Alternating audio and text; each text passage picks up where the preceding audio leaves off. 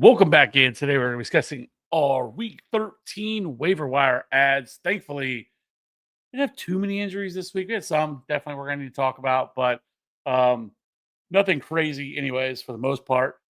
So that is always a plus. But we were on to Thanksgiving week, so it's a very busy week with 3 games on Thursday, 1 game on Friday, and then a full slate of games Saturday or on Sunday, excuse me, and then Monday. So let's go ahead and get to it.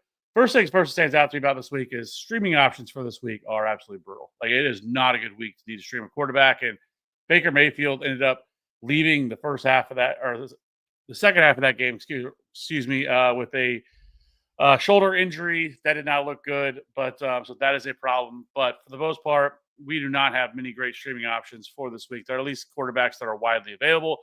First one is, though, C.J. Stroud versus the Colts, rostered in less than 40% of leagues prior to going down with a concussion in week 9 against the Broncos. C.J. Stroud was starting to play better football.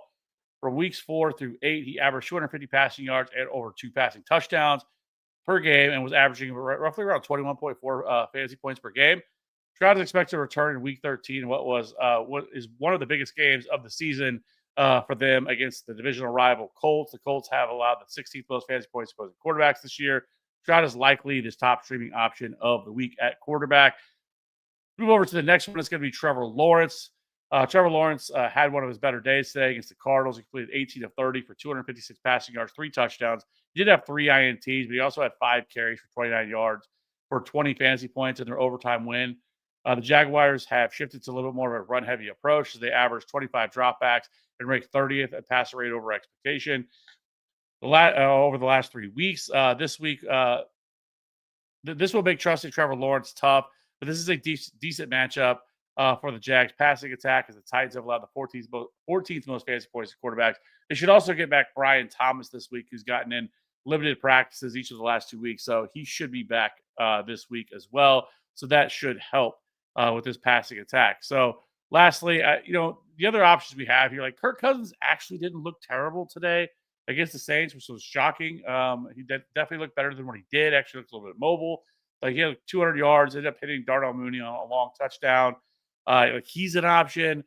Cam Ward actually had his best game of his rookie season. He had 23 fantasy points today.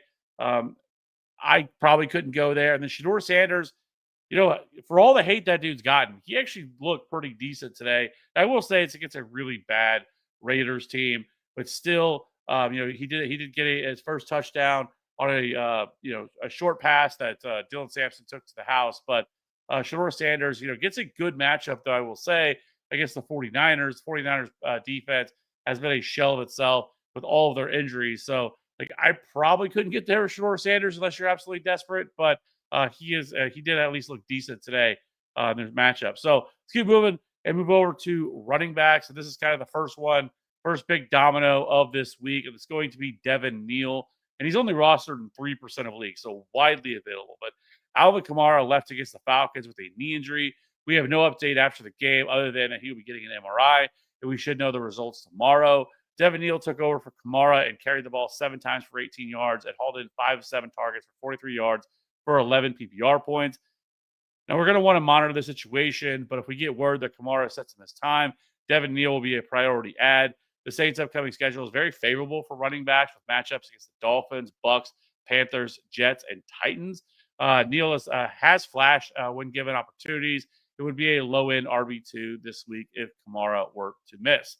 So let's keep moving here. Move over to the next one. It's going to be Chris Rodriguez. Rodriguez has been the Commanders' lead back the last few weeks, and for some reason, he's widely available. I completely understand he isn't involved in the passing game, and the Commanders' offense as a whole has been mostly bad, but they do have some favorable matchups upcoming after this Week 13's matchup against the Broncos. The Commanders will get the Vikings, Giants, Eagles, and Cowboys to close out the fantasy season. Rodriguez should offer some flex appeal, especially with Jane Daniels likely to return in Week 13. Now, the rest of this list, I kind of split these into 2 little categories here for the running backs because I've kind of been talking about this the last couple of weeks, and I really want to emphasize it this week. But now is the time we should start stashing handcuff running backs. With only 6 weeks left in the season, this is when players start to wind up on IR, especially teams that are kind of out of it, that aren't playing for anything.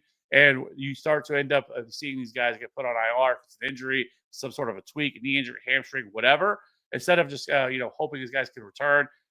This is where a lot of these guys start to get shut down. So we only have one more weeks of bye left. So for most people, we should be able to start stashing a lot of these handcuff backs. And I kind of put these guys in two categories. The first one, these guys should be rostered over. Yes, I understand some of these guys are probably available in your leagues, but if they were, these are the priority. They should be on every team in a 10 to 12 team league. All of these guys should be rostered. Tyler Algier, Blake Corum, Brian Robinson, Tajay Spears, Kyle Monangai, Kenneth Gainwell, Take Bigsby.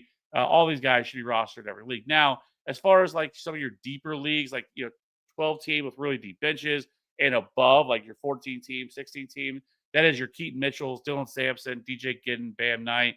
I put Bam Knight here because Trey Benson should be back after this for week 13. So he's going to fall back down just being a straight handcuff. Then you got like Tyler Bidet, Jaleel McLaughlin for RJ Harvey, and then Nick Chubb, Taj Brooks, Ollie Gordon, Isaiah Davis, Rashad Smith, Damian Pierce. I put Damian Pierce on here. People might be scratching their head wondering why Damian Pierce is on this list because he was released from the Texans. Well, he was actually signed to the Chiefs practice squad about just a few hours ago after the Chiefs win over the Colts. They signed him to their practice squad. So I put him on here as another option because Clyde Edwards-Helaire isn't it. He looks washed. I have no idea why this dude is even on this roster, but he's at least offers some appeal, like in a 16-team league. Damian Pierce, I guess you could take a look there. So that's how I want to view these guys. It is time to start adding these players to avoid having to rush to the waiver wire to try to add these guys after an injury happens. If you have a roster spot available, this is where you should be looking to add these guys. So let's keep moving here and move over to wide receiver because I think there's a lot more to talk about here. First is going to be Jaden Reed. Now, I was actually shocked to see that he's only rostered in 36% of leagues. Jaden Reed had his practice window opened up and looks close to returning. If he was dropped, that needs to be rectified, as he should see enough targets to make him a viable wide receiver 3/4 on most weeks. The Packers have a big divisional matchup against the Lions on Thanksgiving.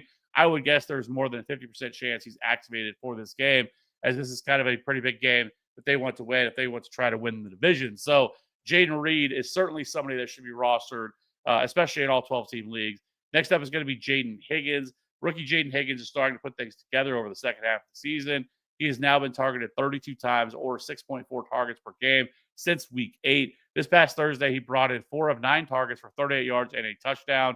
The rookie wide receiver led the team in targets, which is an encouraging sign moving forward. The Texans have the 10th easiest fantasy playoff schedule for wide receivers as well. Higgins is a top wide receiver to add this week as he's only rostered 22% of Yahoo leagues. Next up is going to be Luther Burden. Burden caught 3 of 5 targets for 46 yards and chipped in 1 carry for 15 yards today. The rookie second-round pick recently supplanted Olamide Zaccheaus as the number 3 wide receiver in the offense. The tough thing is going to be, he's still going to be mainly probably 3rd or 4th in the pecking order in terms of targets, making him a little bit harder to trust. The upside remains there, making him a viable add as the Bears have the 12th easiest fantasy playoff schedule for wide receivers. Next up is going to be Andre Ishivas. Now, this is more of a short-term ad, but he's only rostered in 20% of leagues. Ishivas was heavily involved in the offense. Jamar Chase suspended. He finished with 4 catches on 7 targets for 66 yards and a touchdown for 17 fantasy points against the Patriots. Now, Chase is expected back this week coming off a suspension for this Thursday night football game against the Ravens, but T. Higgins suffered a concussion, and I would be highly, highly unlikely he's going to gain clearance in just 3 days before that game. Ishivas will be a strong flex play against a Ravens defense that allows the 9th most PPR points to wide receivers. It should be mentioned that Joe Burrow will likely return for this game as well, which should raise the ceiling for all pass catchers within this offense. Next up is going to be Chimere DK, rostered in 14% of leagues. The Titans have an absolute train wreck of an offense this season. The lone bright spot looks to be Chimere DK. He had another strong day today as he hauled in 5 of 7 targets for 44 yards and a score. He also returned a punt for a touchdown for 21 PPR points. DK deserves to be rostered in well more leagues than the 14% he currently is. He has now posted 15 or more PPR points in 3 of his last 5 games. There's obviously volatility here because the Titans' offense is so poor, but he has proven to be a useful fantasy asset moving forward. Next up is going to be Pat Bryant. The Broncos are coming off their Week 12 bye. Prior to their bye, we saw Bryant had his best game of his young career. He caught 5 of 6 targets for 82 yards. There is always volatility with any Broncos pass catcher, but the rookie wide receiver has flashed at times this season, and he could see the old rookie bump after the bye week. Bryant should be a worthy add in deeper 12-team leagues and above. And then lastly, I put John Mechie on here. I went back and forth where to have him. On one hand, Mechie has taken advantage of the opportunities that's being added to the Jets offense. Over the last 2 weeks, Mechie has put up 13 and 18 PPR points. The Jets are starving for offensive talent. And while many have chased AD Mitchell, it seems to be that Mechie has been the one that sees this opportunity. He was likely going to be like a wide receiver 4/5 against the Falcons on Sunday. So, and the rest of the players out here, Jalen Coker obviously plays tomorrow night on Monday Night Football, but I think there's still some upside there. Kayshawn Booty is very going to be hit or miss. Had another 2 or 3 targets today. Didn't really do anything with it. Isaiah Bond, I want to say that I think that there's some appeal here, especially if Shedeur Sanders holds this job the rest of the year. Kevin Stefanski still doing this game with him. That we're doing this game where we're not naming the starting quarterback. I don't know why we're doing that, but see what you got in Shedeur Sanders at this point. See if he can at least be something moving forward. Either way, there's some connection there, so I do like him. Xavier Legette. Now, Brandon Ayuk, I don't even know why I have him on here. At first there was the injury voiding his guarantees for next year of his contract, but then John Lynch came out today and said that they still want to bring him back. They still want to have him play this year. I don't know what the hell's going on in San Francisco, and they said he's really close to returning, but we've been hearing this now for multiple weeks. I don't know what's going on there with that situation, but if you got enough spots, I guess you could add him to your bench. So, lastly, let's move over to tight ends. And first, we're going to start with the guy that I talked about last week. We're going to talk about him again this week, and that is Britton Strange, rostered in only 13% of leagues. Strange returned after a 5-week absence and was immediately back to being the safety blanket for Trevor Lawrence. He held at all 5 targets for 93 yards. He led the team in receiving yards. Strange will continue to be a useful asset moving forward and should see enough targets to make him a viable high-end tight end too. Strange is worth an ad in all 12-team leagues. Next up is going to be Colston Loveland. Loveland provided 4 or 5 targets for 49 yards and a score for 14 PPR points against the Steelers. He's now recorded 40 or more yards in 4 straight games. It has 3 scores over that span. The ultra talented rookie tight end may not have a huge role on a weekly basis, but he's proven to be a viable streaming option and one that could prove to be more of a weekly starter of the rest of the season. Lastly, Darren Waller. Only rostered in 20% of leagues. Waller's been out since week 6 with an injury. However, head coach Mike McDaniel stated that he could be back as soon as this week against the Saints. Waller proved to be a viable fantasy asset in this offense until he got hurt. He was averaging 15 PPR points over his 3 starts prior to the injury. The Dolphins also have the second easiest remaining schedule for tight ends. Waller is a strong add if he returns in week 13. And the other guys I put on here, very much as streaming options, AJ Barner, Harold Fannin, and Mike Gesicki. Mike Gesicki, I think, has a little bit more appeal, especially with the fact that you're getting Joe Burrow back in this offense. Him and Joe Burrow over the back half of the season last year had a pretty strong connection. And so I do think Mike Gesicki makes some sense, especially against the Ravens on Thursday night. I think he's a little bit stronger of an ad. Probably for me, it's going to be like a top 15, top 18-ish tight end for me this week on my when we get to the week 18 or week 13 rankings. So these are your top ads. Now, we didn't really talk much, but I guess I'll say it really quickly.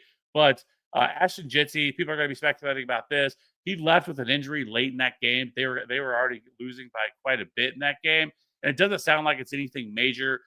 Pete Carroll said after the game that it was a tweak. If you go back and watch the video, which I've seen multiple times, he was lucky that it's not a high ankle sprain because he was really close from getting that ankle pinned under him, which is where that high ankle sprain comes from. It doesn't look like that's what happened. So it looks like a tweak, and it doesn't sound like it should be anything too serious. It does have a chance to play on week 13. But if he were to miss, Raheem Mostert would be the guy.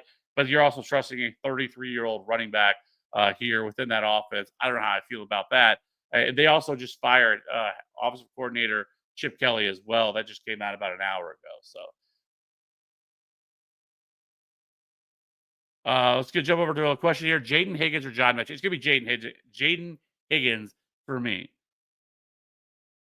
Higgins offers a significantly higher ceiling within this offense. I think he's starting to supplant himself as like the number 2 wide receiver within this offense. I know Christian Kirk, I guess I could have had on this list. He had himself finally a decent day, 5 for 54 and a score.